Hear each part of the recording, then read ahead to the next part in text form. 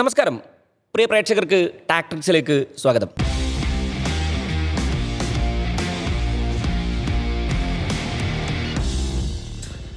നാളെയാണ് നമ്മൾ കാത്തിരുന്ന ആ ദിവസം.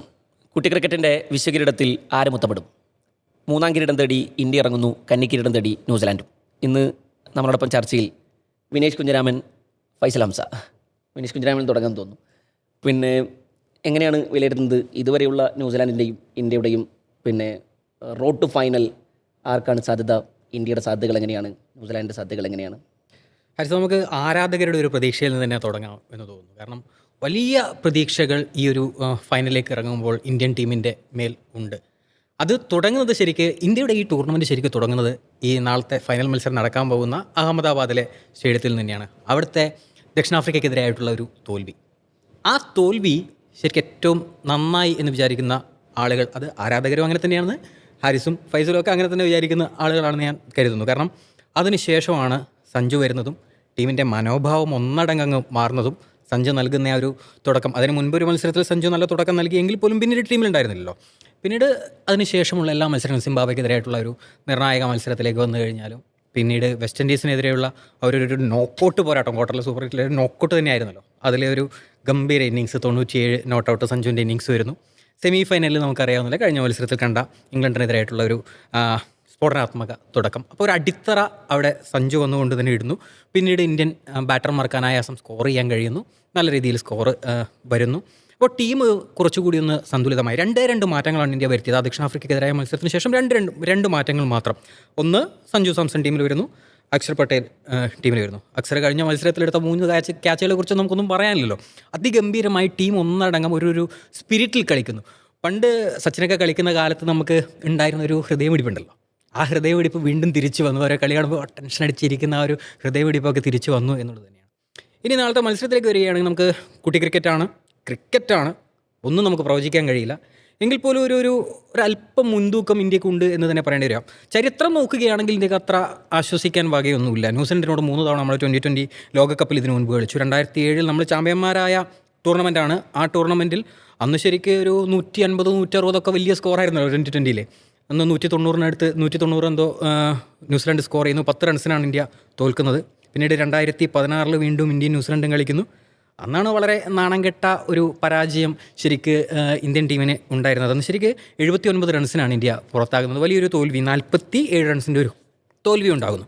പിന്നീട് 2021 വരുമ്പോൾ അതും ഇന്ത്യയാണ് ആദ്യം ബാറ്റ് ചെയ്യുന്നത്. 8 വിക്കറ്റിൻ്റെ തോൽവിയാണ് ന്യൂസിലൻഡിനെതിരെ ഇന്ത്യയെ കാത്തിരുന്നത്. അന്നും 110 റൺസ് മാത്രമാണ് ഇന്ത്യക്ക് എടുക്കാൻ കഴിഞ്ഞത്. 20 ഓവർ ബാറ്റ് ചെയ്തിട്ട് 7 വിക്കറ്റ് നഷ്ടപ്പെട്ട് 110 റൺസ് മാത്രമാണ് എടുക്കാൻ കഴിഞ്ഞത്. അങ്ങനെ 3 മത്സരങ്ങൾ 2020 ലോകകപ്പിൽ കളിച്ചു. പിന്നീട് നോക്കൗട്ട് ഘട്ടത്തിലേക്കൊക്കെ വരികയാണ്. മറ്റു ടൂർണമെൻറ്റ്, ICC മറ്റു ടൂർണമെൻറ്റ് നോക്കുമ്പോൾ നോക്കൗട്ട് ഘട്ടത്തിലേക്ക് വരുമ്പോൾ ന്യൂസിലൻഡ് ഇന്ത്യക്ക് മുന്നിൽ ഒരു കടമ്പ തന്നെയാണ്. ധോണിയുടെ റണ്ണൗട്ട് നമുക്ക് ഓർമ്മയുണ്ട്. ആ ലോകകപ്പിൽ സെമി ഫൈനലിൽ ഏറ്റുവാങ്ങിയ ആ ഒരു തോൽവി ന്യൂസിലൻഡിനെതിരെ. അതുപോലെ തന്നെ ടെസ്റ്റ് ചാമ്പ്യൻഷിപ്പ് ഫൈനലിൽ ഏറ്റുവാങ്ങേണ്ടി വന്ന ഒരു തോൽവി നമുക്ക് മുന്നിലുണ്ട്. അങ്ങനെ നോക്കൗട്ട് ഘട്ടത്തിലേക്ക് വരുമ്പോൾ ന്യൂസിലൻഡ് ഒരു കടമ്പയാണ്. അതുപോലെ തന്നെ 2020 ലോകകപ്പിൻ്റെ ചരിത്രം, ആ ഒരു ചരിത്രം ഇന്ത്യക്ക് അനുകൂലമല്ല. പക്ഷേ അതേപോലെ തന്നെയാണ് അഹമ്മദാബാദിലെ ആ ഒരു പിച്ച് എന്ന് പറയുന്നത്. ഏകദിന ലോകകപ്പിൻ്റെ ഫൈനലിൽ പരാജയപ്പെട്ടത് നമുക്ക് ആർക്കും, ഇന്ത്യൻ ആരാധകർക്ക് ആർക്കും മറക്കാൻ തന്നെ കഴിയില്ല. കാരണം രോഹിതും കോഹ്ലിയും ഒരു 50 ഓവർ ക്രിക്കറ്റിലേക്ക് വിശ്വകിരീടം കൂടി ഒരിക്കൽ കൂടി ഉയർത്തുന്നത് കാണാൻ. കോഹ്ലിക്ക് നേരത്തെ ഉണ്ട്, രോഹിത്തിനില്ല. അത് ഉയർത്തുന്നത് കാണാൻ നിന്ന ആരാധകർക്ക് വലിയ നിരാശയുണ്ടായിരുന്നൊരു മത്സരമായിരുന്നു. ഇനിയിപ്പോൾ ദക്ഷിണാഫ്രിക്കയ്ക്കെതിരായ ആ ഒരു മത്സരത്തിലും അതേ അവസ്ഥ നമ്മൾ കാണുന്നു.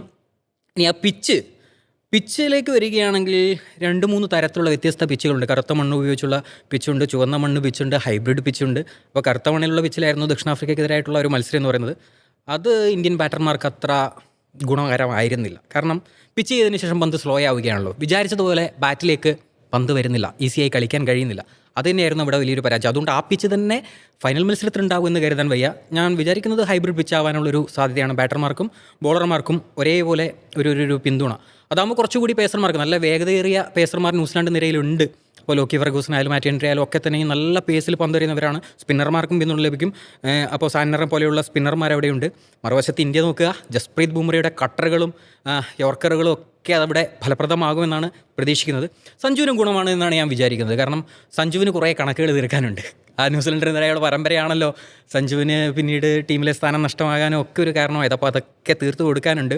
അപ്പോൾ നേരത്തെ എങ്ങനെയായിരുന്നു ഇംഗ്ലണ്ടിൻ്റെ ആർച്ചറിനെതിരെ സഞ്ജുവിനൊരു ബലഹീനതയുണ്ടായിരുന്നു. ഷോർട്ട് ബോൾ കളിക്കുന്നതിലെ പ്രശ്നം, നിരന്തരമായി ഔട്ടാകുന്നു. ആ കണക്ക് തീർത്തു കഴിഞ്ഞ മത്സരത്തിൽ. അപ്പോൾ ഇനി അടുത്ത കണക്ക് തീർക്കാനുള്ള അവസരമാണ്. കുറച്ചുകൂടി പന്ത് വേഗത്തിൽ വന്ന് ബാറ്റിലേക്ക് എത്തുമെന്നാണ് ഞാൻ വിചാരിക്കുന്നത്. അങ്ങനെയാണെങ്കിൽ ഇപ്പോൾ ഫോമിൻ്റെ ഒരു ഉന്നതങ്ങളിലാണ് സഞ്ജു നിൽക്കുന്നത്. വളരെ കോൺഫിഡൻസ് ആണ്. അത് ബാറ്റിങ്ങിലായാലും കീപ്പിങ്ങിലായാലും ആ ഫീൽഡിലാകെ ഒരു പ്രസരിപ്പിക്കുന്ന ഒരു ഊർജ്ജം ഉണ്ടല്ലോ, ആ ഒരു കോൺഫിഡൻസിൽ നിൽക്കുകയാണ് ഇപ്പോൾ സഞ്ജു എന്ന് പറയുന്നത്. അപ്പോൾ സഞ്ജുവിന് ആ കണക്കുകളൊക്കെ തീർക്കാനും അനായാസം പന്ത് ബാറ്റിലേക്ക് എത്തുന്നു. ടൈമിംഗ് കറക്റ്റായാൽ മതി, ആ ടൈമിംഗ് കിട്ടുമെന്ന് തന്നെയാണ് പ്രതീക്ഷിക്കുന്നത്. അപ്പോൾ കണക്കുകൾ തീർക്കാനുള്ള ഒരു അവസരം കൂടിയുണ്ട് സഞ്ജുവിന്. അപ്പോൾ ഒരിക്കൽ കൂടി കിട്ടുമെന്ന് നമുക്ക് നോക്കണം. കാരണം കഴിഞ്ഞ ലോകകപ്പ് അതൊരു ചരിത്രമാണ് കേട്ടോ. തുടർച്ചയായി 2 ലോകകപ്പുകൾ, 2020 ലോകകപ്പുകൾ നേടുന്ന ആദ്യത്തെ ടീമാകാൻ ഒരുങ്ങുകയാണ് ഇന്ത്യ. ജയിക്കുകയാണ് എന്നുണ്ടെങ്കിൽ ജയിക്കുമെന്ന് തന്നെ പ്രതീക്ഷിക്കാം. ന്യൂസിലൻഡിനെ നമുക്ക് എഴുതി തള്ളാനും കഴിയില്ല. പക്ഷേ ഒരു അല്പം ഒരു മുൻതൂക്കം നമുക്ക് സ്വന്തം മണ്ണിലാണ് നടക്കുന്നത്. ആ അഹമ്മദാബാദിലെ സ്റ്റേഡിയത്തിലെ ആ ഒരു നിർഭാഗ്യം കഴുകി കളയേണ്ടതുണ്ട്. ഇതൊക്കെ കളയാൻ കഴിയും എന്ന് പ്രതീക്ഷിക്കുന്നു. ചെറിയൊരു അഡ്വാൻറ്റേജ് ഇന്ത്യക്ക് ഉണ്ട് എന്ന് തന്നെയാണ് വിചാരിക്കുന്നത്. ഫൈസൽ, പിന്നെ ന്യൂസിലാൻഡ് ഈ സെമി വരെയുള്ള അവരുടെ പടയോട്ടം നോക്കിക്കഴിഞ്ഞാൽ ന്യൂസിലാൻഡ് ശരിക്കും ഹോട്ട് ഫേവറേറ്റുകൾ ലിസ്റ്റിൽ ഉണ്ടായിരുന്നില്ല. എന്നിട്ട് അവർ കാരണം അതിനു മുമ്പത്തെ കണക്കുകളൊക്കെ എടുത്ത് നോക്കിക്കഴിഞ്ഞാൽ അത്ര വലിയ നേട്ടങ്ങളൊന്നുമല്ല അവർക്കുള്ളത്. ഉദാഹരണത്തിന് ഗ്രൂപ്പ് റൗണ്ടിൽ ഏറ്റവും ഇത്തിരി കുഞ്ഞൻ ടീമുകൾക്കെതിരെയൊക്കെ അവർ 170 മുകളിൽ റൺസ് വഴങ്ങിയിട്ടുണ്ട്. സൗത്ത് ആഫ്രിക്കയോട് തോൽക്കുന്നുണ്ട്, ഇംഗ്ലണ്ടിനോട് സൂപ്പർ 8 പരാജയപ്പെടുന്നുണ്ട്. അതിനുശേഷം പാകിസ്ഥാൻ്റെ മത്സരഫലം കാത്തിരുന്നിട്ടാണ് അവർ സെമിയിലേക്ക് ടിക്കറ്റ് ഇടുന്നത്. പക്ഷേ സെമിയിലെത്തുമ്പോൾ സമയത്ത് അവരൊരു വിശ്വരൂപം പുറത്തിറങ്ങുന്നതാണ് കണ്ടത്. സോ ഈ ന്യൂസിലാൻഡിനെ ഭയന്നല്ലേ തീരൂ. ഈ ന്യൂസിലാൻഡിൻ്റെ ഇന്ത്യയുടെ ഒരു സമാനത എനിക്ക് തോന്നുന്നത് ഫൈനലിൽ നിർഭാഗ്യങ്ങളോട് മത്സരിക്കേണ്ടി വരുന്ന ഒരു ഫൈനലാണിത്. ഇന്ത്യയെ സംബന്ധിച്ചിടത്തോളം ഈ അഹമ്മദാബാദിലെ സ്റ്റേഡിയം ഇന്ത്യക്ക് ചില ദുസ്വപ്നങ്ങൾ സമ്മാനിക്കുന്നുണ്ട്. അത് വിനേഷ് സൂചിപ്പിച്ചു. മാത്രമല്ല ന്യൂസിലൻഡുമായുള്ള മത്സരങ്ങൾ ലോകകപ്പ് 2020 ലോകകപ്പിലേക്ക് വരുമ്പോൾ അതും ഇന്ത്യക്ക് ചില ദുസ്വപ്നങ്ങളുണ്ട്. മറുവശത്ത് ന്യൂസിലൻഡിൻ്റെ പ്രശ്നം ഇന്നേ വരെ ഒരു അന്താരാഷ്ട്ര ടൂർണമെൻറ്റിൽ കിരീടം ഉയർത്താൻ സാധിക്കാത്ത ദൗർഭാഗ്യം എക്കാലത്തും വേട്ടയാടിയിട്ടുള്ള ഒരു ടീമാണ്. അപ്പം ഇതിലാര് ഈ ഒരു ഏറ്റവും ക്രൂഷ്യലായ ടൈമിനെ മറികടക്കുന്നു എന്നുള്ളതാണ് അതിൽ അവർക്കായിരിക്കും മാനസികമായ ആ മുൻതൂക്കം കൂടി നിർണായകമാവും. അതോടൊപ്പം തന്നെ എനിക്ക് തോന്നിയിട്ടുള്ളത് ന്യൂസിലൻഡ് ഈ പറഞ്ഞതുപോലെ കൺസിസ്റ്റൻസി ഇല്ല, ഈ ടൂർണമെൻറ്റിൽ പോലും അവർക്ക് കാണിക്കാൻ കഴിഞ്ഞിട്ടില്ല. അത് ഇന്ത്യയുടെ കാര്യത്തിലും. ഇപ്പോൾ ഇന്ത്യ ഈ ടൂർണമെൻറ്റിലേക്ക് വരുമ്പോൾ ടോപ്പ് ഫേവറേറ്റുകളാണ്. നമ്മളൊക്കെ പ്രതീക്ഷിച്ചിരുന്നത് ഇന്ത്യ അനായാസം കിരീടത്തിലേക്ക് മുന്നേറിക്കൊണ്ടിരിക്കുന്നു. അതിനിടയിലാണ് അപ്രതീക്ഷിതമായി ഇന്ത്യക്ക് തിരിച്ചടി നേരുന്നത് ദക്ഷിണാഫ്രിക്കയോട്. പിന്നീട് നമ്മൾ ഒരു മുൾമുനയിൽ നിന്നിട്ടാണ് ഒരു പക്ഷേ ഇന്ത്യ പുറത്താകുമോ എന്നൊക്കെയുള്ള അത്തരം കണക്കുകൂട്ടലിലേക്കൊക്കെ നമുക്ക് പോകേണ്ടി വന്നു. ചില മത്സര ഫലങ്ങളെയൊക്കെ ആശ്രയിക്കേണ്ടി വരുമെന്ന്. പക്ഷേ അവിടെ നിന്ന് ഇന്ത്യ ഉയർത്തെഴുന്നേൽക്കുകയാണ്. പിന്നീട് ഇന്ത്യക്ക് തിരിഞ്ഞു നോക്കേണ്ടി വന്നിട്ടില്ല. പക്ഷേ 2 ടീമിൻ്റെയും സെമി ഫൈനലിലെ പ്രകടനം ക്രൂഷ്യലാണ്. ഞാൻ പറയാം, 2 ടീമും ആത്മവിശ്വാസത്തിൻ്റെ ഉത്തുംഗ ശ്രേണിയിലാണെന്നാണ് ഞാൻ പറയാം. കാരണം ഇന്ത്യയെ സംബന്ധിച്ചിടത്തോളം സെമി ഫൈനൽ പോലുള്ള ഒരു നിർണായക മത്സരത്തിൽ ഇന്ത്യ സ്കോർ ചെയ്യുന്നത് 250 എബോവ് ആണ്. അത് ചില്ലറ കാര്യമല്ല. അതോടൊപ്പം തന്നെ ന്യൂസിലൻഡ് ദക്ഷിണാഫ്രിക്കയെ പോലുള്ള ഒരു ശക്തരായ ടീമിനെ അനായാസം അവരെ തോൽപ്പിച്ച ഇന്ത്യയെ തോൽപ്പിച്ച് വന്ന ടീമാണ്. അപ്പോൾ നല്ല ശക്തരായ ടീമായിരുന്നു അവർ. അപ്പം ആ ടീമിനെതിരെയാണ് ഒരുപക്ഷെ എതിരാളികളെ അല്ല എന്നുള്ള തോന്നലാണ് അവരുടെ വിജയം. അപ്പോൾ ഈ 2 ടീമും മത്സരിക്കുമ്പോൾ സ്വാഭാവികമായിട്ടും ഈ 2 ആത്മവിശ്വാസങ്ങളും, ഒരു ഭാഗത്ത് ദൗർഭാഗ്യമുണ്ട്, മറുവശത്ത് ഈ ആത്മവിശ്വാസമുണ്ട്. അപ്പോൾ ഒരു ക്ലാസിക് പോര് കാണാൻ കഴിയും എന്ന് തന്നെയാണ് ഞാൻ വിശ്വസിക്കുന്നത്. പക്ഷെ പിച്ച് അതൊരാശങ്കയുണ്ടാക്കുന്ന കാര്യമാണ്. അവിടെ ജയിച്ചു ഇന്ത്യ തുടങ്ങിയത്, വിനേഷ് പറഞ്ഞതുപോലെ തുടങ്ങിയത് അവിടെയാണ്. പക്ഷേ ഈ ടൂർണമെൻറ്റിൽ ഇന്ത്യ തോറ്റതും അവിടെയാണ് എന്നുള്ളൊരു പ്രശ്നമുണ്ട്. എനിക്ക് തോന്നുന്നത് തോറ്റ അവിടെ നിന്നാണ് ഇന്ത്യയുടെ ഈ ടൂർണമെൻറ്റിൽ എന്നും അങ്ങനെ പറയാം. പക്ഷെ നമ്മൾ ഈ മത്സരത്തെ യഥാർത്ഥത്തിൽ ഈ കഴിഞ്ഞ തവണ നിലവിലെ ജേതാക്കളാണ് വീണ്ടും റെക്കോർഡിടുന്നു എന്നുള്ളതിനൊക്കെ അപ്പുറം, ഇന്ത്യ ജയിക്കുക എന്നുള്ളതിനൊക്കെ അപ്പുറം നമ്മളെ കൂടെ സഞ്ജു സാംസണെയാണ് നമ്മളെല്ലാവരും ഇത്തവണ ഉറ്റുനോക്കുന്നത്. ഒരു പക്ഷേ ഇന്ത്യൻ ടീം ഇപ്പോൾ കഴിഞ്ഞ മത്സരത്തിലെ പ്രകടനം തന്നെ നമ്മൾ എടുത്തു നോക്കുക. നമ്മളെ സംബന്ധിച്ചിടത്തോളം കഴിഞ്ഞ 2 മത്സരവും സഞ്ജു ആണ് ഇന്ത്യയെ വിജയത്തിലേക്ക് എത്തിച്ചിട്ടുള്ളത്. അപ്പോൾ സഞ്ജുവിൻ്റെ പ്രകടനം നിർണായകമാകും എന്ന് തന്നെയാണ് ഞാൻ വിശ്വസിക്കുന്നത്. ഈ മത്സരത്തിലേക്ക് വരുമ്പോഴേ ഈ മാറ്റ് ഹെൻറി സഞ്ജു സാംസൺ പോര് പിന്നെ വലിയ ചർച്ചയായി ഇപ്പോൾ സോഷ്യൽ മീഡിയയിലൊക്കെ നടക്കുന്നുണ്ട്. ഇപ്പോൾ കഴിഞ്ഞ ന്യൂസിലാൻഡിനെതിരായ സീരീസിൽ മാറ്റ് ഹെൻറിയും സഞ്ജുവും തമ്മിൽ നേർക്കുനേർ വന്ന സമയത്ത് 2 തവണ ഹെൻറി സഞ്ജുവിനെ ഓടുന്നുണ്ട്. ആ സീരീസോടുകൂടിയാണ് ഒരു ലോകകപ്പ് 11 നമ്മൾ നേരത്തെ തന്നെ പ്രഖ്യാപിച്ച് വെക്കുകയും ആ സീരീസോടുകൂടി ആ ഇക്വേഷൻസിനെ മൊത്തം പൊളിച്ചിട്ട് നമുക്ക് അഭിഷേക് ശർമ്മയും ഇഷാൻ കിഷനെയും കൂടി ഓപ്പൺ ചെയ്യിപ്പിക്കേണ്ടി വരികയും ചെയ്യുന്നത്. പിന്നെയാണ് ലോകകപ്പിലെ സമവാക്യങ്ങളൊക്കെ മാറുന്നത്, നമുക്ക് കോമ്പിനേഷൻ മാറ്റേണ്ടിയൊക്കെ വരുന്നത് എന്നുള്ളതാണ്. സോ മാറ്റ് ഹെൻറിയോട് ആർച്ചറിനോട് വീട്ടിയതുപോലുള്ള പകരം വീട്ടാൻ സഞ്ജുവിനുണ്ട് എന്നുള്ളതാണ്. സഞ്ജു പകരം വീട്ടുന്നൊരു കാലമാണല്ലോ ഇത്. അപ്പോൾ നമ്മൾ അങ്ങനെയാണല്ലോ പ്രതീക്ഷ നിൽക്കുന്നത്. 2 ടിം സീഫേർട്ടും ഫിന്നലനും ഇന്ത്യക്ക് നൽകാൻ പോകുന്ന വെല്ലുവിളി. ഇപ്പോൾ ഈ ടൂർണമെൻറ്റിൽ ന്യൂസിലാൻഡ് വളരെ മോശം പ്രകടനങ്ങളാണ് പലയിടത്തും നടത്തിയത് എന്ന് നമ്മൾ പറയുമ്പോഴും, ചെറിയ ടീമുകൾക്കെതിരെ അവർ 170 മുകളിൽ പലപ്പോഴായി വഴങ്ങുന്നുണ്ട് എന്ന് നമ്മൾ പറയുമ്പോൾ പോലും ടിം സീഫേർട്ട്, ഫിന്നലൻ അവർക്ക് നൽകുന്ന തുടക്കം, അവരുടെ വിജയങ്ങളിൽ വിസ്ഫോടനം എന്ന് പറയേണ്ടി വരും. ഈ പാർട്ണർഷിപ്പ് ഈ ടൂർണമെൻറ്റിൽ 450 മുകളിൽ സ്കോർ ചെയ്തിട്ടുണ്ട്. 77 ബാറ്റിംഗ് ആവറേജ്. അതൊരു ഫിന്നലനെ ശരിക്കും പറയുന്നേ മതിയാവും. ഈ ടൂർണമെൻറ്റിലെ ബെസ്റ്റ് സ്ട്രൈക്ക് റേറ്റ് അദ്ദേഹത്തിനാണ്. അത് 202 മുകളിലാണ് എന്ന് ആലോചിക്കണം. സോ ജസ്പ്രീത് ബുംറ, ഫിന്നലൻ, സീഫേർട്ട് നമ്മുടെ പിന്നെ പവർ പ്ലേയിൽ നമ്മൾ എങ്ങനെ ഡെലിവർ ചെയ്യുന്നു എന്നത് അനുസരിച്ചിരിക്കും. ഉദാഹരണത്തിന് ഇന്ത്യ പവർ പ്ലേയിൽ ഈ ടൂർണമെൻറ്റിൽ മൊത്തത്തിൽ ഇന്ത്യൻ ബോളർമാരുടെ എക്കോണമി 7 ഈ ടൂർണമെൻറ്റിൽ ഏറ്റവും കുറഞ്ഞ എക്കോണമി ഇതാണ് എന്നുള്ളതാണ്. എന്ന് പറഞ്ഞാൽ പവർ പ്ലേയിൽ 2 ഓവർ ജസ്പ്രീത് ബുംറ എറിയുന്നു, ഡെത്ത് ഓവറിൽ 2 ഓവർ അദ്ദേഹം എറിയുന്നു. കഴിഞ്ഞ മത്സരത്തിലൊക്കെ ഈ 2 ഓവറുകൾക്ക് എത്ര നിർണായകമായ റോളുണ്ട് ആ വിജയത്തിൽ എന്ന് നമ്മൾ മനസ്സിലാക്കണം. ഹാർദിക് പാണ്ഡ്യ നന്നായി ഇപ്പോൾ പന്തെറിയുന്നുണ്ട്. ഹാർദിക് പാണ്ഡ്യയുടെ ഓൾറൗണ്ട് മികവ് ഈ ടൂർണമെൻറ്റിൽ നമുക്ക് വല്ലാതെ ഗുണം ചെയ്തിട്ടുണ്ട്. 199 റൺസും 8 വിക്കറ്റും എന്ന് മാത്രമല്ല എക്കോണമി പിടിച്ച് ബോളർ ചെയ്യുന്നുണ്ട്. ഇപ്പോൾ കഴിഞ്ഞ മത്സരത്തിൽ ഇംഗ്ലണ്ടിനെതിരെ അദ്ദേഹം പവർ പ്ലേയിൽ എറിഞ്ഞ ഒരു ഓവറിൽ 2 റൺസാണ് വിട്ട് നൽകിയത്. അതേപോലെ ഡെത്ത് ഓവറിൽ ബുംറയ്ക്ക് ശേഷമുള്ള അടുത്ത ഓവറിൽ ഒരൊറ്റ ബൗണ്ടറിയാണ് വിട്ട് നൽകിയത്. എന്ന് പറഞ്ഞാൽ ഇപ്പോൾ ബ്രണ്ടൻ മക്കലൊക്കെ പറയുന്നുണ്ട്, പിന്നെ ഒരു 18 ബോളിൽ 45 റൺസൊക്കെ വന്ന സമയത്തും കളി ഞങ്ങളുടെ കളിയായിരുന്നു. കാരണം ബേത്തൽ ഇപ്പോൾ ക്രീസിലുണ്ട്. ഒരു 3 സിക്സ് അടിച്ച് കഴിഞ്ഞാൽ കളി ഇപ്പോൾ തിരിയും എന്ന സമയത്ത് നിൽക്കുന്ന സമയത്താണ് സ്കൈ ടാക്ടിക്കലി മൂവ് ആണത്. കാരണം ഹർഷദീപ് സിംഗ് 2 ബൗണ്ടറി കൊടുത്ത് നിൽക്കുന്ന സമയത്ത് പിന്നെ വേറെ വഴിയില്ല. 3 ഓവർ ബാക്കി നിൽക്കുമ്പോൾ ബുംറയെ കൊണ്ടുവരാതെ വഴിയില്ല. അദ്ദേഹം നിരന്തരം യോക്കറുകൾ എറിയുന്നത് നമ്മളവിടെ കണ്ടു, ലോ ഫുൾ ടോസുകൾ എറിയുന്നത് കണ്ടു, സാം കറൻ പന്ത് നിന്നത് കണ്ടു, സാം കറൻ അനങ്ങാൻ പറ്റാത്ത അവസ്ഥ നമ്മൾ കണ്ടു. സോ ജസ്പ്രീത് ബുംറ വീണ്ടും ഇപ്പോൾ ഇന്നത്തെ മത്സരത്തിന് മുമ്പ് ഫിലിപ്സ് പറയുന്നുണ്ട് ജസ്പ്രീത് ബുംറ മനുഷ്യനാണ്, അദ്ദേഹത്തിനും ഒരു മോശം ദിവസമൊക്കെ ഉണ്ടാവും. കാരണം ഉള്ളിൻ്റെ ഉള്ളിൽ അവർക്ക് ഭയമാണ്. എന്ന് പറഞ്ഞാൽ അദ്ദേഹവും മനുഷ്യനാണല്ലോ, അദ്ദേഹത്തിനൊരു മോശം ദിവസം ഉണ്ടാവുമല്ലോ. അത് അഹമ്മദാബാദിലെ ദിവസമായിരിക്കുന്നതാണ് ഫിലിപ്സ് പറയുന്നത് എന്നാണ്. പക്ഷേ നമ്മളങ്ങനെ പ്രതീക്ഷിക്കുന്നില്ല എന്നുള്ളതാണ്.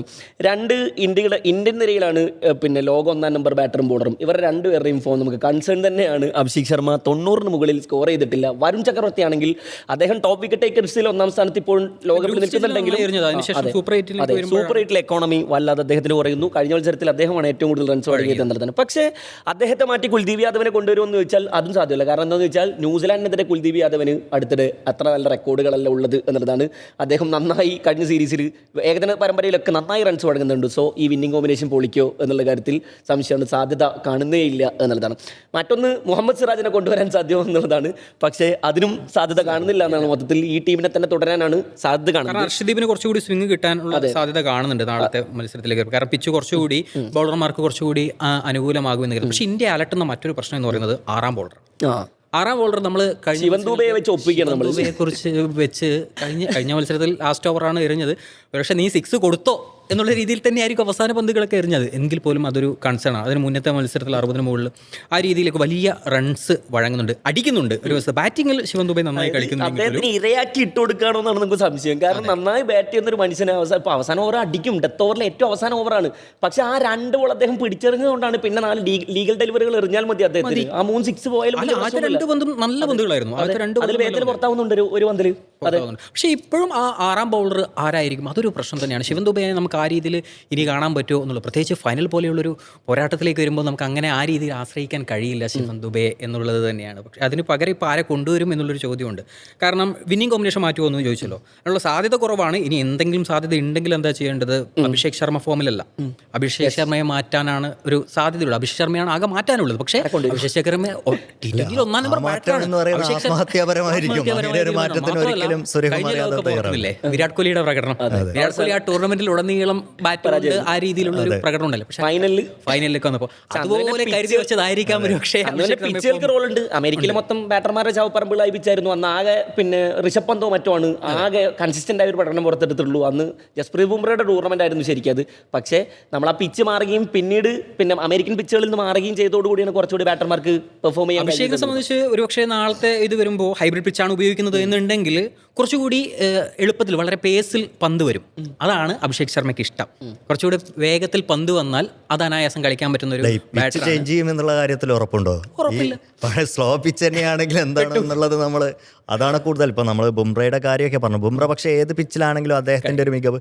അദ്ദേഹം കഴിഞ്ഞ ന്യൂസിലൻഡ് പരമ്പരയിലേക്ക് അദ്ദേഹം സ്വീകരിച്ചൊരു തന്ത്രമുണ്ട്. കാരണം എന്താ വെച്ചാൽ ഈ ഓർക്കർ അദ്ദേഹത്തിന്റെ ആ പതിവ് ശൈലി കാണാതെ പോയ അധികം യോർക്കറുകൾ എറിഞ്ഞിരുന്നുണ്ടല്ലോ. പക്ഷെ ഈ ടൂർണമെന്റ് അതായത് തന്റെ വജ്രായുധങ്ങള് ഏറ്റവും വേണ്ട സമയത്തേക്ക് മാറ്റി വെച്ച്, അതെ, ഏറ്റവും പ്രധാനപ്പെട്ട ടൂർണമെന്റ് വരുന്നു, തൻ്റെ എല്ലാ ആയുധങ്ങളും എല്ലാവർക്കും ഈസി ആയിട്ട് സ്വാഭാവികമായിട്ടും അവിടെ അവർക്കതൊരു പ്രാക്ടീസ് ആകുമായിരുന്നു. ന്യൂസിലൻഡിനെതിരായ പരമ്പരയിൽ ആ തരത്തിൽ അദ്ദേഹത്തിൻ്റെ എല്ലാ ആയുധങ്ങളും ഉപയോഗിച്ചിരുന്നെങ്കിൽ. പക്ഷേ അതൊന്ന് തേച്ച് മിനുക്കി ഈ ടൂർണമെൻറ്റിൽ നന്നായി ഉപയോഗിക്കുന്നു എന്നുള്ള ഒരു കാര്യമുണ്ട്. അപ്പം എന്തായാലും ബുംറ ഇന്ത്യയെ സംബന്ധിച്ചിടത്തോളം ഒരു പ്ലസ് പോയിന്റ് ആണ്. ഒരു പക്ഷേ ഇംഗ്ലണ്ടും ഇന്ത്യയും തമ്മിലുള്ള വ്യത്യാസം അത് തന്നെയായിരുന്നു. 18ാം ഓവറായിരുന്നു ഒരാൾ. അതെ, സോ വിക്കറ്റുകൾ എടുക്കുന്നു എന്നുള്ളതല്ല, അതിനേക്കാൾ എക്കോണമി എന്നുള്ളതാണ്. പ്രത്യേകിച്ച് ഇന്നത്തെ അദ്ദേഹം ടോപ്പ് വിക്കറ്റ് ടേക്കേഴ്സിൽ ആദ്യത്തെ 5 നിങ്ങൾക്ക് അദ്ദേഹത്തിന്റെ പേരിൽ ഇപ്പോൾ കാണാൻ സാധിക്കില്ല. എന്നിട്ട് 10 വിക്കറ്റ് ഉണ്ട്.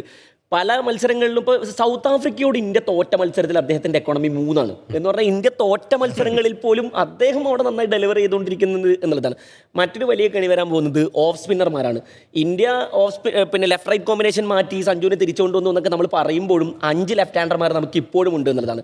കഴിഞ്ഞ മത്സരത്തിൽ ഇവർ സൗത്ത് ആഫ്രിക്കയ്ക്കെതിരെ സാന്നർ കൊണ്ടുവന്ന വലിയ തന്ത്രങ്ങളിലൊന്ന് രണ്ടാമത്തെ ഓവർ എറിയാൻ വേണ്ടിയിട്ട് ഇപ്പോൾ പവർ പ്ലേയിൽ തന്നെ കോൾ മക്കൻകി എന്ന് പറയുന്നൊരു ബോളറെ കൊണ്ടുവരുന്നു. അപ്പം നമ്മൾ സൗത്ത് ആഫ്രിക്കയ്ക്കെതിരെ ഇറങ്ങുന്ന സമയത്ത് റിയാൻ റിക്കിൾട്ടനെയും എയ്ഡൻ മാർക്രമിനെയും പുറത്താക്കാൻ വേണ്ടിയിട്ടാണ് വാഷിംഗ്ടൺ സുന്ദറിനെ കൊണ്ടുവന്ന് അക്ഷർ പട്ടേലിനെ പുറത്തിരുത്തുന്നു. ആ മത്സരത്തിന് മുമ്പ് എന്താണ് ഈ മാറ്റത്തിൻ്റെ കാരണമെന്ന് ചോദിച്ച സമയത്ത് സൂര്യകുമാർ യാദവ് പറയുന്നുണ്ട് ഇറ്റ്സ് എ ടാക്ടിക്കൽ ഡിസിഷൻ എന്നാണ് പറയുന്നത്. പക്ഷേ ജസ്പ്രീത് ബുംറ വാഷിംഗ്ടൺ സുന്ദർ വരുന്നതിന് മുമ്പ് തന്നെ റിയാൻ റിക്കിൾട്ടനെയും മാർക്രമിനെയും പുറത്താക്കുന്നു എന്നുള്ളതാണ്. പക്ഷേ കഴിഞ്ഞ മത്സരത്തിൽ ഈ സൗത്ത് ആഫ്രിക്കയ്ക്കെതിരായ മത്സരത്തിൽ ആ ഒരൊറ്റ ഓവറിലാണ് റിയാൻ റിക്കിൾട്ടനും ക്വിൻ്റൻ ഡിക്കോക്കിന് 2 ലെഫ്റ്റ് ഹാൻഡർമാരെ കളയുന്നത്. അതായത് അവരുടെ ടോപ്പ് ഓർഡറിനെ പൊളിക്കാൻ വേണ്ടി ഒരു ബോളറെ കൊണ്ടുവരിക, ഒരൊറ്റ ഓവറാണ് അയാൾക്ക് കൊടുക്കുന്നത്. മക്കൻക്ക് ഓവർ എറിഞ്ഞിട്ടുള്ള ആ കളിയിൽ ആ ഓവറിൽ അയാളുടെ ടാക്ടിക്കൽ ഡിസിഷൻ വിജയിക്കുന്നു എന്നുള്ളതാണ്.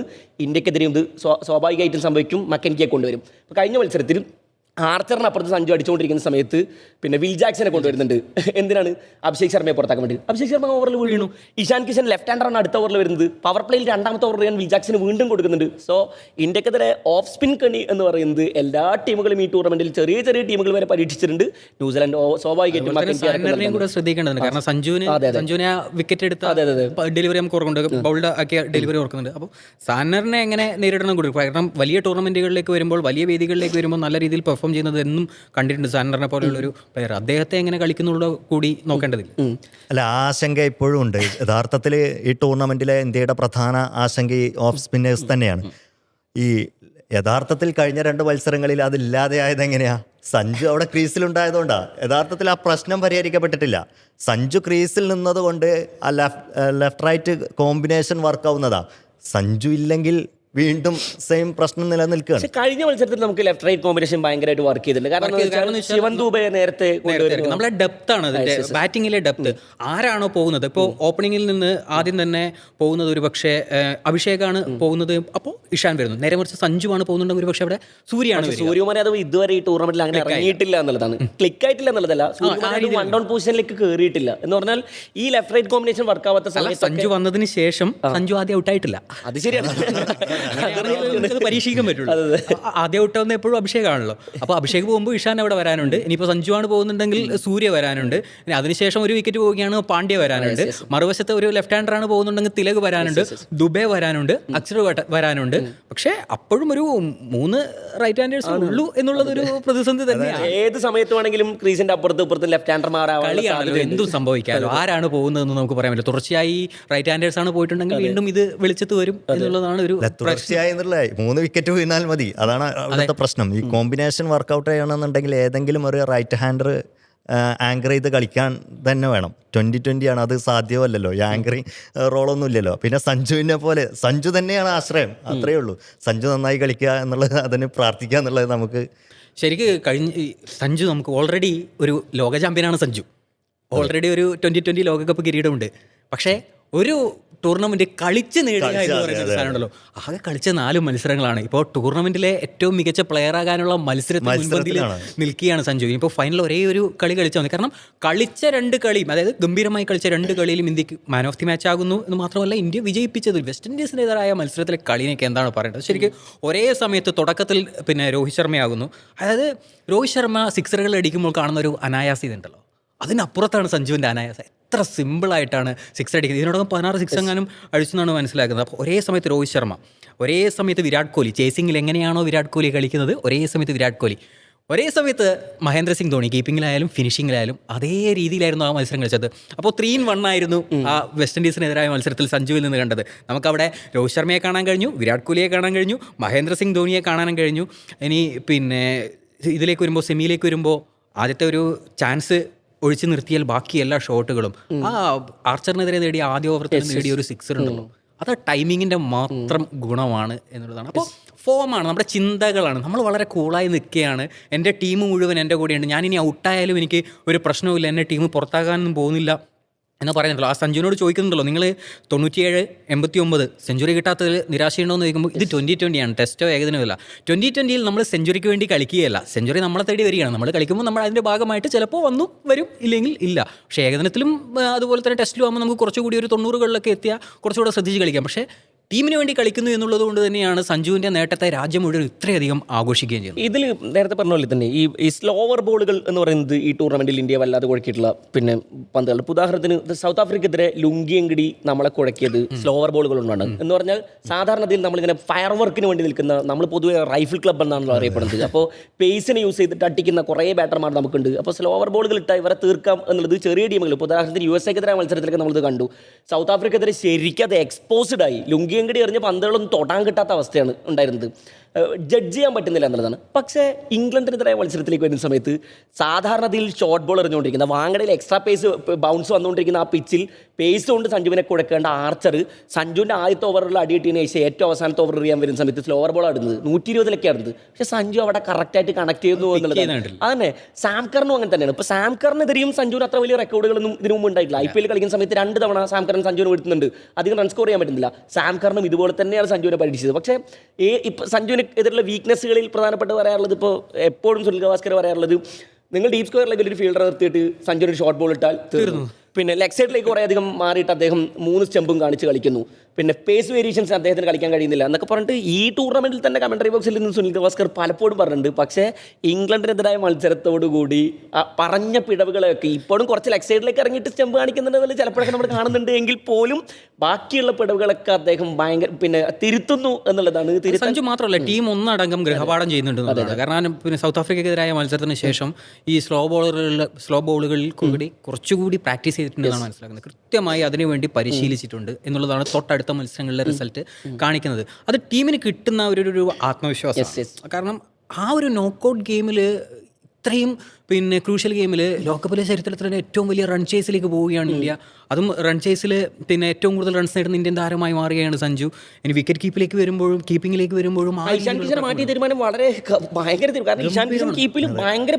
എല്ലാവരും പറഞ്ഞിട്ടില്ലേ, മറ്റേ ഈ 3 സിക്സറുകൾ നമ്മളെ വരുണിനെ 3 സിക്സർ അടിച്ചതിന് ശേഷം അവിടെ സൂര്യ ബബിൾ ഗം ചോദിച്ച് നിൽക്കുകയാണ്, എന്താ ചെയ്യേണ്ടതെന്ന് പറഞ്ഞ് ഇങ്ങനെ ചിരിച്ചുകൊണ്ടിരിക്കുകയാണ്. ആ സമയത്താണ് സഞ്ജു ചെന്നിട്ട് പതിയെ സമയമെടുത്ത് മെതുവ പോട് എന്നുള്ള രീതിയിൽ ബട്ട്ലറിനെ പുറത്താക്കുന്നത്. ആ തൊട്ടടുത്ത പന്തിലാണ് ഔട്ടാകുന്നത്. പക്ഷെ അവിടെ സൂര്യക്ക് അവിടെ പ്രശ്നം വരുന്നില്ല കേട്ടോ. സൂര്യക്ക് അവിടെ അങ്ങനെ പ്രശ്നമൊന്നുമില്ല. സൂര്യ അതിനെ വളരെ സ്പോർട്സ്മാൻ സ്പിരിറ്റോട് കാണുക. സഞ്ജു ആണെങ്കിൽ സഞ്ജു വന്ന് സംസാരിക്കട്ടെ, നല്ലൊരു ക്യാപ്റ്റൻസി മെറ്റീരിയലാണ് എന്നുള്ളതിൽ ഒരു സംശയമില്ലല്ലോ. രാജസ്ഥാനെ എങ്ങനെയാണ് കളിച്ചത്. നേരെ കുറച്ച് രോഹിത് ശർമ്മയെ ക്യാപ്റ്റൻ സ്ഥാനത്ത് മാറ്റിയിട്ട് IPL ഹാർദിക് പാണ്ഡ്യ വന്നപ്പോൾ രോഹിത്തിനെ നമ്മൾ കണ്ടിട്ടുണ്ട് പലപ്പോഴും ഈ ഫീൽഡർമാരെടുത്തും ബോളർമാരെടുത്തും പോയിട്ട് നിർദ്ദേശം കൊടുക്കുമ്പോൾ ഹാർദിക് പാണ്ഡ്യ ഒരു തവണ ഞാനാണ് ക്യാപ്റ്റൻ എന്നുള്ള രീതിയിൽ ആംഗ്യം കാണിക്കുന്നുണ്ട്. അത് സൂര്യയുടെ ഭാഗത്ത് നിന്ന് ഉണ്ടായിട്ടില്ല എന്നുള്ളതാണ്. അപ്പോൾ ഒരു ക്യാപ്റ്റൻസി മെറ്റീരിയലാണ്. ടീമിനെ മുന്നിൽ നിന്ന് നയിക്കാൻ പറ്റുന്നു, ടീമിലെ എല്ലാവർക്കും പ്രചോദനം കൊടുക്കാൻ പറ്റുന്നു, രാജ്യത്തിന് മുഴുവൻ ഇതൊരു ടീംമാനാണ് എന്നുള്ളൊരു പ്രതീതി ജനിപ്പിക്കാൻ കഴിയുന്നു. സഞ്ജുവിൻ്റെ ടൈമാണ്. ആ നാളെയും കൂടെ സഞ്ജുവിൻ്റെ ടൈം അതങ്ങ് തൂക്കിയാൽ മതി എന്നുള്ളതാണ് അതിൽ എനിക്ക് തോന്നുന്നത്. തുടക്കത്തിലെ മത്സരങ്ങളിൽ ഇന്ത്യ നമ്മൾ ഈ ഓഫ് സ്പിന്നേഴ്സിനെ നേരിടുന്നതിലെ വീക്ക്നെസ് വളരെ അത് പ്രകടമായിരുന്നു. എനിക്ക് തോന്നുന്നത് ഏതാണ്ട് ഇന്ത്യയുടെ വീണ 60% വിക്കറ്റുകളും സ്പിന്നേഴ്സും, അതിൽ തന്നെ ഓഫ് സ്പിന്നേഴ്സാണ് നേടിയത്. പക്ഷേ നോക്കൗട്ടിലേക്ക് എത്തിയപ്പോൾ അതിലാണ് ഇന്ത്യ കൂടുതൽ ഗൃഹപാഠം നേടിയതെന്ന് എനിക്ക് തോന്നുന്നത്. അതിന് അത് തന്നെയായിരിക്കും ഒരു പക്ഷേ ഈ സ്ലോ വിക്കറ്റ് ആണ് എന്നുണ്ടെങ്കിൽ ഇന്ത്യയെ ഈ പറഞ്ഞതുപോലെ തന്നെ ഓഫ് സ്പിന്നർ കൊടുക്കുക എന്നുള്ളത് തന്നെയായിരിക്കും ന്യൂസിലൻഡിൻ്റെ തന്ത്രം. അതേത് വിക്കറ്റ് യൂസ് ചെയ്യുന്നു എന്നുള്ളതാണ് അതിൽ നിർണായകം. ഇനി അതല്ല എന്നുണ്ടെങ്കിൽ സ്വാഭാവികമായിട്ടും ഓക്കെ നെക്ക് ടു നെക്ക് ഫൈറ്റിലേക്ക് പോകും. ഇതിൽ നമുക്ക് മറ്റൊരു കാര്യം കൂടി ചർച്ച അവസാനിപ്പിക്കാൻ തോന്നുന്നു. ഇപ്പോൾ ഉദാഹരണത്തിന് ഈ ടൂർണമെന്റിൽ ഫീൽഡിൽ ഇന്ത്യ വലിയ പിഴവുകൾ വരുത്തിയ ടൂർണമെന്റാണ് ഇത് എന്ന് Catching പറഞ്ഞാൽ efficiency നോക്കുകയാണെങ്കിൽ വളരെ low ആയിരുന്നു ആദ്യ ഘട്ടത്തിൽ. അതെ, അതായത് ഒരു സെമിക്ക് മുമ്പുള്ള കണക്കെടുത്ത് നോക്കിക്കഴിഞ്ഞാൽ വെസ്റ്റ് ഇൻഡീസിനെതിരെ വരെ നമ്മൾ നിർണായക ക്യാച്ചുകൾ മിസ്സാക്കിയിട്ടുണ്ട്. ആ നിർണായക മത്സരത്തിൽ പോലും ഇപ്പോൾ ക്യാച്ചസ് വിൻ മാച്ചസ് എന്ന് പ്രത്യേകിച്ച് ഒരു T20 മത്സരത്തിൽ ക്യാച്ചസ് വിൻ മാച്ചസ് എന്നുള്ള ആ മന്ത്രത്തിന് വലിയ റോള് തന്നെയുണ്ട്. കാരണം നമ്മുടെ ഒരു ലോകകപ്പ് അടിച്ച് നിൽക്കുന്നത് എങ്ങനെയാണെന്ന് ആലോചിച്ചാൽ മതി. കഴിഞ്ഞ സൂര്യകുമാർ യാദവിന്റെ ആ ക്യാച്ചിലാണ് നമ്മൾ ആ വിശ്വകിരീടം തന്നെ എടുത്തത് എന്നുള്ളതാണ്. അല്ല അത് മാത്രമല്ല, കപിൽ നിന്നും തുടങ്ങുകയാണ്. ഫസ്റ്റ് 2020 കിരീടം നേടുമ്പോഴുണ്ടാകുന്ന ക്യാച്ച് ക്യാച്ചില്ലേ അന്ന് നമ്മളെല്ലാം പന്ത് പോകുമ്പോ ഗാലറിയിലേക്കാ. പക്ഷേ ഇംഗ്ലണ്ടിനെതിരെ ലോകത്തെ ഏത് കോണിലും ഒരു മലയാളി ഉണ്ടാവും എന്നുള്ളതിന്റെ ഇത്തവണ അത് സഞ്ചരിക്കുന്നത്. ഇംഗ്ലണ്ടിനെതിരെ മത്സരത്തിലേക്ക് വരുന്ന സമയത്ത് പിന്നെ അക്സർ പട്ടേലിന്റെ ഒരു വൺ മാൻ ഷോ നമ്മളിവിടെ കണ്ടു എന്നുള്ള റിയാലിറ്റിയാണ്. റിങ്കു സിംഗിനെ ഫീൽഡിൽ നമ്മൾ ഇറക്കുന്നത്. റിങ്കു സിംഗ് നല്ലൊരു മികച്ചൊരു ഫീൽഡറാണ്. പിന്നെ ഇപ്പോൾ പല മത്സരങ്ങളിൽ ഈ ടൂർണമെന്റിൽ അദ്ദേഹത്തിന് അവസരം കിട്ടാത്ത മത്സരങ്ങളിൽ പോലും അദ്ദേഹം ഫീൽഡിൽ ഇറങ്ങുന്ന സമയത്ത് കമന്ററി ബോക്സിൽ ഇരുന്നുകൊണ്ട് കമന്റേറ്റേഴ്സ് പറയാറുണ്ട് ഗ്രൗണ്ടിൽ എവിടെ നോക്കിയാലും നിങ്ങൾക്ക് റിങ്കു സിംഗിനെ കാണാം, അവിടെയും ഇവിടെയൊക്കെ റിങ്കു സിംഗ് ഉണ്ട് എന്നുള്ളതാണ്. ഹാർദിക് പാണ്ഡ്യ അവസാനത്തിൽ ജേക്കബ് ബേത്തലിനെ പുറത്താക്കാൻ വേണ്ടിയിട്ട് അവിടെ അത് എന്ന് പറഞ്ഞാൽ അദ്ദേഹത്തിന് വേണമെങ്കിൽ ശിവൻ ദുബൈക്ക് പന്തറിഞ്ഞു കൊടുക്കാം, പക്ഷെ നേരെ സഞ്ജുവിന്റെ കയ്യിലേക്കാണ് ആ പന്തറിഞ്ഞു കൊടുക്കുന്നത്. സാന്നിധ്യം കൂടെ അവിടെ പറയാം. സാധാരണഗതിയിൽ അങ്ങനെ ഒരു സിറ്റുവേഷനിൽ എന്താ ഒരു വിക്കറ്റ് കീപ്പർ ചെയ്യുക, നേരെ വിക്കറ്റിലേക്ക് ത്രോ ചെയ്യാൻ നോക്കും. പക്ഷേ ധോണിയുടെ അതേ മൈൻഡ് സെറ്റ് എന്നുള്ള രീതിയിൽ തന്നെ സഞ്ജു കളിക്കുന്നത്. പന്ത് പിടിക്കുന്നു, ഒരു നിമിഷം പിന്നെ പാഴാക്കുന്നില്ല, എറിയാൻ നിന്നില്ല, നേരെ പോയി അങ്ങോട്ട് കിട്ടുന്ന അറിയാം. അതാണ് ആ മനസാന്നിധ്യം കൂടി നമ്മൾ നോക്കേണ്ടതുണ്ട്. അതുപോലെ തന്നെ പിന്നെ അക്സറിന്റെ 3 ക്യാച്ചുകൾ അപ്പോൾ ക്യാച്ചസ് വിൻ മാച്ചസ് എന്ന് പറയുന്നത് പോലെ തന്നെ സഞ്ജുവിന്റെ ക്യാച്ച് ഡ്രോപ്പ് ചെയ്തതും മറുവശത്ത് അക്ഷർ പിടിച്ച ക്യാച്ചുകളും അതാണ് ഇന്ത്യ ഇന്ന് കലാശപ്പോരിലേക്ക് എത്തിച്ചത്. അതിൽ അക്സർ പട്ടേൽ ആദ്യം എടുക്കുന്ന ക്യാച്ചല്ലേ, ഹാരി ബ്രൂക്കിന്റെ ക്യാച്ച് ഉണ്ടല്ലോ, ആ ക്യാച്ച് പിന്നെ ജസ്പ്രീത് ബുംറയുടെ ആ മത്സരത്തിലെ ആദ്യത്തെ ബോളാണ്. അപ്പോൾ ജസ്പ്രീത് ബുംറയിൽ നിന്ന് ഒരു പേസ് ഒക്കെ പ്രതീക്ഷിച്ച് നിൽക്കുന്ന സമയത്ത് ഒരു 120 താഴെ കിലോമീറ്റർ വേഗതയിലാണ് ആ പന്ത് വരുന്നത്. ഭയങ്കര സ്ലോ ഡെലിവറികളുണ്ട്. ശരിക്കും അദ്ദേഹം ജഡ്ജ് ചെയ്യാൻ പറ്റുന്നത് ആ ബോൾ കൂടി ശരിക്കും തരത്തിൽ അന്ന് ചർച്ചയായിരുന്നു. രണ്ടാമത്തെ ക്യാച്ചിന്റെ ക്രെഡിറ്റ് ശിവൻ ദുബൈക്കാണ് പോകുന്നത് എന്നുണ്ടെങ്കിലും കാരണം അദ്ദേഹമാണല്ലോ എടുക്കുന്നത്. പക്ഷേ പിന്നെ അതിനുവേണ്ടി എടുത്ത എഫേർട്ടിന് അക്ഷർ പട്ടേലിനെ തന്നെ പറയണം. അപ്പോൾ വൺ മാൻ ഷോകൾ നമ്മൾ പലതും കാണുന്നുണ്ട്. പക്ഷേ ഈ ടൂർണമെന്റിൽ നമ്മൾ പല കൂടി ഇപ്പോൾ അഭിഷേക് ശർമ്മയൊക്കെ കയ്യിലേക്ക് വന്ന് ക്യാച്ച് കൊടുക്കുന്നതും തിലക് വർമ്മയെ പോലെ മികച്ചൊരു ഫീൽഡർ പലതവണ ബൗണ്ടറിയിൽ നിന്ന് ക്യാച്ച് കൊടുക്കുന്നൊക്കെ നമ്മൾ കണ്ടിട്ടുണ്ട്. സോ ഫൈനൽ അഹമ്മദാബാദ് പോലെ ഒരു ഫൈനൽ സ്റ്റേജിൽ നമുക്ക് അങ്ങനെ പ്രഷറിൽ അങ്ങനത്തെ പരാജയങ്ങളൊക്കെ വന്നു പോയി കഴിഞ്ഞാൽ ഫീൽഡിലെ പിടവുകൾ നിലവിൽ നമുക്ക് വലിയ പ്രഷർ കാണുന്നില്ല. കാരണം ശരീരഭാഷ നോക്കണം. കഴിഞ്ഞ മത്സരത്തിൽ ഇന്ത്യൻ ടീമിന് ഒന്നടങ്കം ഉണ്ടായ ശരീരഭാഷ, അല്ലെങ്കിൽ ഇത്ര ഒരു വിജയികളുടെ മെന്റാലിറ്റി ഇല്ലായിരുന്നു എങ്കിൽ ബുംറ ആ സമയത്ത് ആ രീതിയിൽ പന്തറിയില്ല, അക്ഷർ ഈ രീതിയിൽ ഫീൽഡ് ചെയ്യില്ല. ആ സമയത്ത് പിന്നെ ഹാർദിക് പാണ്ഡ്യക്ക് സഞ്ജുവിലേക്ക് ത്രോ ചെയ്യാൻ തോന്നില്ല. എല്ലാം ആ ഒരു ശരീരഭാഷയും കോൺഫിഡൻസും കൂടിയാണ്. അതൊക്കെ പറയുമ്പോഴും ന്യൂസിലൻഡിനെ നമ്മളെല്ലാം പറഞ്ഞ ഇന്ത്യയെക്കുറിച്ചാണ്, ഒരിക്കലും എഴുതി തള്ളേണ്ടതില്ല. ഞാൻ അവർ ഫൈനലിലെത്തിയതുകൊണ്ട് എന്നുള്ളത് മാത്രമല്ല, ഇപ്പം ആദ്യഘട്ടത്തിൽ അവർ തപ്പിത്തടഞ്ഞത് നമ്മൾ കണ്ടതാണ്. അതൊരു യാഥാർത്ഥ്യമാണ്. ചെറിയ ടീമിന് പോലും ഒരുപക്ഷെ ന്യൂസിലൻഡിൻ്റെ പഴയകാല അവരുടെ ഇപ്പോഴത്തെ ടീമിനെ കാണുമ്പോൾ പഴയകാല അവരുടെ ബൗളർമാരെയൊക്കെ നമ്മൾ സ്മരിച്ചു പോകും. തീതുപ്പിയിരുന്ന ഷോൺ ബോണിനെ പോലുള്ള ബൗളർമാരൊക്കെ. അപ്പം അത്ര ഷെയ്ൻ ബോണിനെ പോലുള്ള ബൗളർമാരെല്ലാം അങ്ങനെയുള്ളൊരു സാഹചര്യത്തിൽ നിന്നാണ് ആ ടീം ഒരു പക്ഷേ ഇങ്ങനെ ആയോ, അതായത് ചെറിയ ടീമുകൾക്കെതിരെ പോലും വലിയ സ്കോർ വഴങ്ങുന്നതിൽ നിന്ന്. പക്ഷെ കഴിഞ്ഞ സെമി ഫൈനലിൽ അതല്ലായിരുന്നു സ്ഥിതി. യഥാർത്ഥത്തിൽ ആ മത്സരം ഇന്ത്യ ഒരു പക്ഷെ നമ്മൾ വലിയ സ്കോർ പടുത്തുയർത്തി, വലിയ 253 നമ്മൾ നേടി. പക്ഷെ നമുക്ക് ജയിക്കാനായത് 7 റൺസിനാണ്. നമ്മൾ ജസ്പ്രീത് ബുംറ അവിടെ ഉണ്ടായിരുന്നു, എന്നിട്ടും ബാക്കിയുള്ളവർ അത്രയും റൺസ് വഴങ്ങുമ്പോഴാണല്ലോ. അപ്പോൾ അത് ഇന്ത്യയെ സംബന്ധിച്ചിടത്തോളം ആശങ്കയുണ്ടാക്കുന്ന ഒരു കാര്യമാണ്. മറുവശത്ത് ന്യൂസിലൻഡ് സെമി ഫൈനലിൽ ദക്ഷിണാഫ്രിക്കയെ പോലെ ശക്തമായ ബൗളിംഗ് നിരയുള്ള ഒരു ടീമിനെതിരെ നടത്തിയ സ്ഫോടനാത്മക ബാറ്റിങ്ങും അവിടെയുണ്ട്. അവരും ആത്മവിശ്വാസത്തിലാണെന്നുള്ളതിൽ യഥാർത്ഥത്തിൽ ഫിന്നലൻ മാത്രം മതിയായിരുന്നു മത്സരം ജയിപ്പിക്കാനെന്ന് എനിക്ക് തോന്നുന്നു. കാരണം അവൻ്റെ സ്കോർ മാത്രം അതിനെ പോലും ദക്ഷിണാഫ്രിക്ക ഇല്ലായിരുന്നു എന്നുള്ള രീതിയിലാണ് അവർ ആ മത്സരം ജയിച്ചത്. അപ്പോൾ അത് ഇന്ത്യ ഭയപ്പെടണം എന്ന് തന്നെയാണ് എനിക്ക് തോന്നുന്നത്. കാരണം ബുംറ എവിടെയുണ്ട്, ബുംറയ്ക്ക് എത്ര ഓവർ എറിയാൻ കഴിയും? അത് മാത്രമല്ലല്ലോ മത്സരം. ബുംറ മാറ്റി നിർത്തിക്കഴിഞ്ഞാൽ ഇന്ത്യൻ ബൗളർമാർ വഴങ്ങുന്ന റൺസ് കൂടെ പരിഗണിക്കണം. അപ്പോൾ അതുകൊണ്ട് തന്നെ ഒരു വലിയ സ്കോറിലേക്ക് എതിർ ടീം പോയാൽ എന്തായിരിക്കും എന്നുള്ള കാര്യം സംശയം. ടോസ് നിർണായകം തന്നെയാണ് എന്നാണ് വരിക. കാരണം രണ്ടാമത് ബാറ്റ് ചെയ്യുമ്പോൾ ഡ്യൂ ഫാക്ടർ ഡ്യൂ ഫാക്ടർ രണ്ടാമത് ബാറ്റ് ചെയ്യുന്ന ആ സമയത്ത് ഒരു പ്രശ്നം വരും. ആ മത്സരത്തിലും സൗത്ത് ആഫ്രിക്കത്തിലെ മത്സരത്തിൽ സാൻഡർ ടോസ് വിൻ ചെയ്തതാണ് ആ മത്സരത്തിലെ വിജയം എന്നാണ്. അവരുടെ കളി ജയിച്ചു എന്നുള്ളതാണ്. ഫീൽഡിംഗ് തിരഞ്ഞെടുക്കും എന്ന് തന്നെയാണ് വിചാരിക്കുന്നത്. അത് ഏത് ക്യാപ്റ്റൻ ആയാലും അതിനുള്ള സാധ്യത തന്നെയാണ് കാണുന്നത്. അപ്പോൾ ടോസും നിർണായകമാണ്, പിച്ച് ഏതാണ് എന്നുള്ളത് നോക്കേണ്ടതുണ്ട്. അപ്പോൾ സാഹചര്യങ്ങളൊക്കെ നിലമുരുങ്ങിയിട്ടുണ്ട്. കിവീസിനെ എഴുതി തള്ളാൻ പറ്റില്ല, നല്ല ടീമാണ്. അപ്പോൾ എല്ലാവരും നമ്മളൊക്കെ കിവീസിൻ്റെ ഏകദേശം സമാന കളറിലിട്ട് വന്നേക്കാണ്, പക്ഷേ ഇന്ത്യക്ക് വേണ്ടിയാണ് സംസാരിച്ചത് എന്നുള്ള കാര്യം. ഓക്കെ, നമ്മൾ ഈ ചർച്ചയോടെ അവസാനിപ്പിക്കുകയാണ്. പിന്നെ നാളെ ഇന്ത്യ 3-ാം വിശ്വകിരീടത്തിൽ മുത്തമിടും എന്ന് തന്നെയാണ് നമ്മുടെ പ്രതീക്ഷ. നാളെ പിന്നെ ഫൈനലിന് ശേഷം നമ്മൾ ഒരിക്കൽ കൂടി ഇരിക്കും. നന്ദി.